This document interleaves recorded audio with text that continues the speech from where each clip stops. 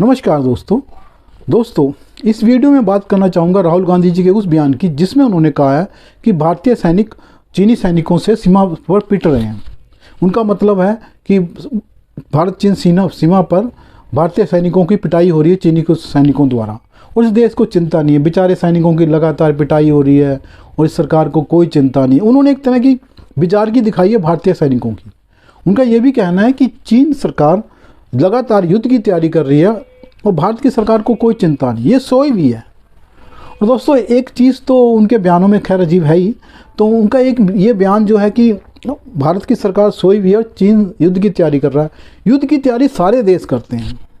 एक जो सच्चाई है, जो बेसिक ट्रुथ है, जो एक बेस है पॉलिटिक्स, नेशनल पॉलिटिक्स में, इंटरनेशनल पॉलिटिक्स में, कि हर देश युद्ध की तैयारी कर रहा होता है, क्योंकि उसको पता है कि कभी भी किसी से कभी भी युद्ध हो सकता है। तो चीन तैयारी कर रहा है, इसमें कोई शक नहीं है। पाकिस्तान भी कर रहा है।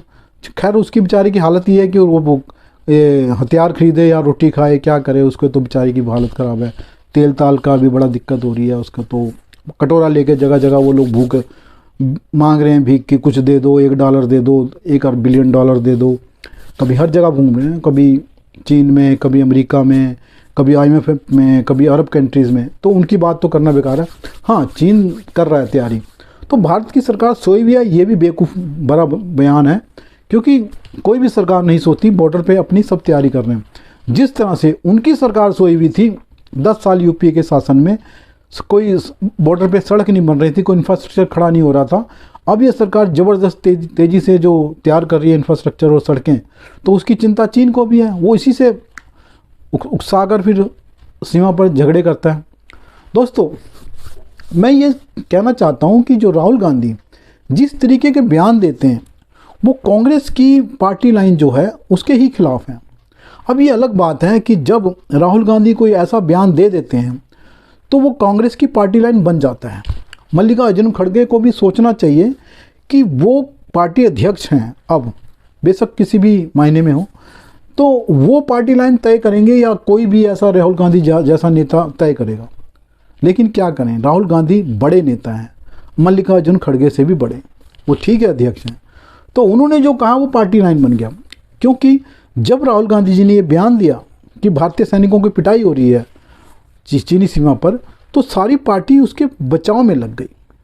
जबकि 2 दिन पहले ही अवैसी जी ने बयान दिया था कि भारतीय सैनिकों की सीमा पर पिटाई हो रही है तवांग झड़प के ऊपर।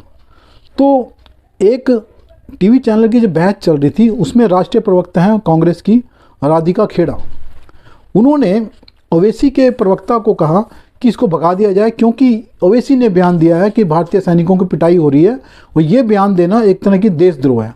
उन्होंने मतलब भारतीय सैनिकों की पिटाई करने वाले बयान को ओवैसी को देशद्रोही करार दिया।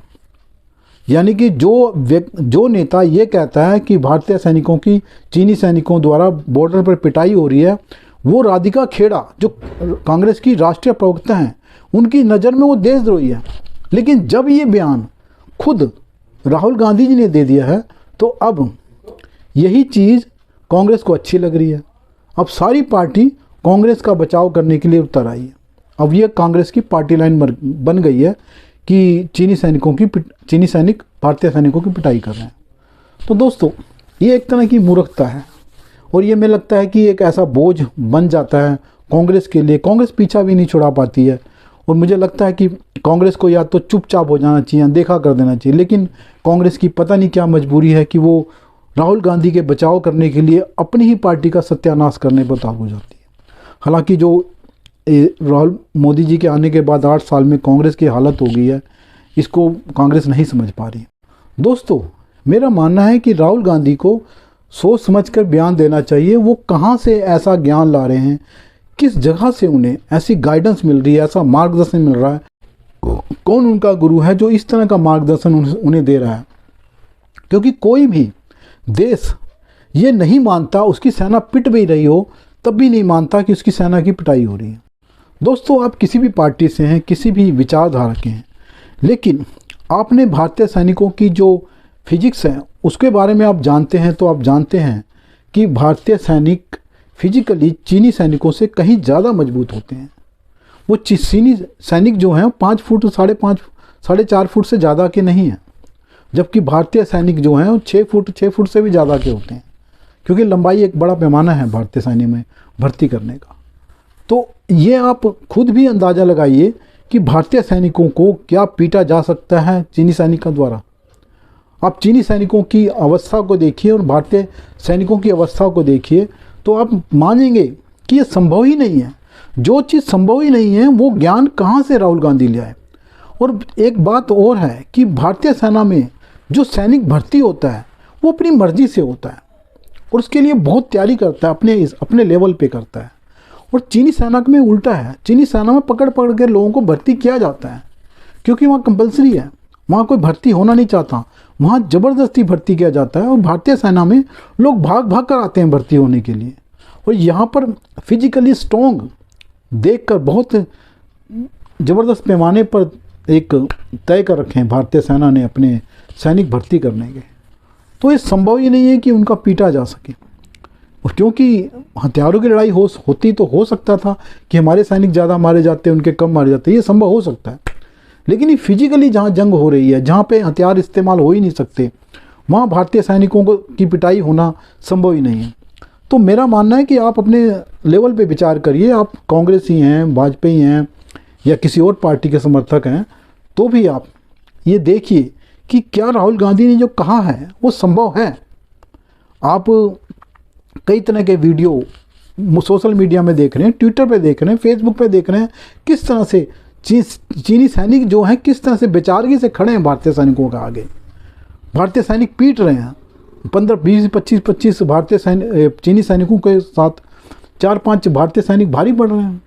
आप कैसे उम्मीद कर सकते हैं, जब भी कोई ऐसा वीडियो आपने देखा है आज तक जिसमें भारतीय सैनिकों की पिटाई हो रही है?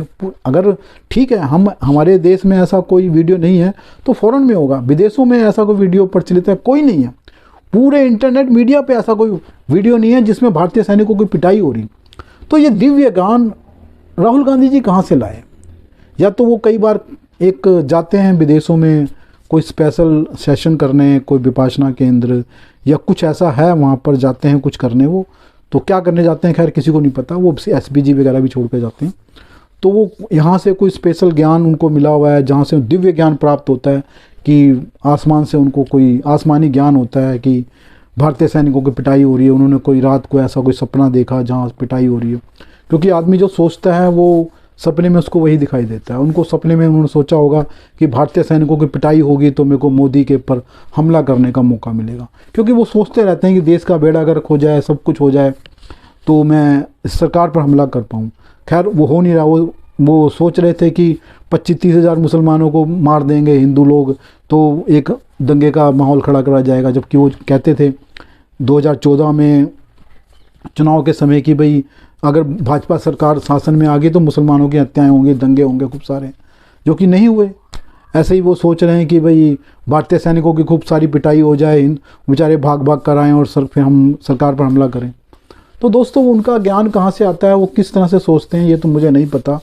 तो आप लोग जानिए, सोचिए, आप किस विचारधारा के, किस पार्टी के समर्थक हैं ये तय नहीं है, लेकिन आप इस बात पर विचार करिए कि क्या भारतीय सैनिकों की वो 5-5 फुटिए जो अपना चीनी सैनिक हैं जो 4-4 फुट 5-5 फुट से ज़्यादा के नहीं हैं, वो किस तरह से 6-6 7-7 फुट वाले जो हमारे भारतीय सैनिक हैं उनको पीट सकते हैं? क्या ये संभव है? अगर इस विचार को आप समझिए तो नमस्कार दोस्तों। और अगर मेरा वीडियो पसंद आए तो उसको लाइक करें, चैनल्स को सब्सक्राइब करें। धन्यवाद।